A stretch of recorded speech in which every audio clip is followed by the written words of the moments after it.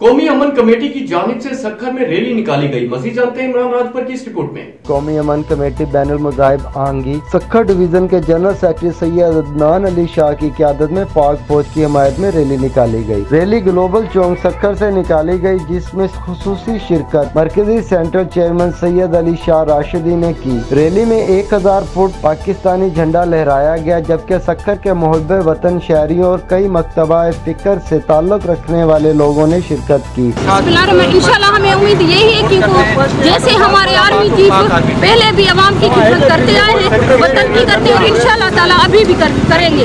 वो हमारे साथ है, हम उनके साथ है, पूरी मिलिट्री के साथ है। हम जो भी मिलिट्री है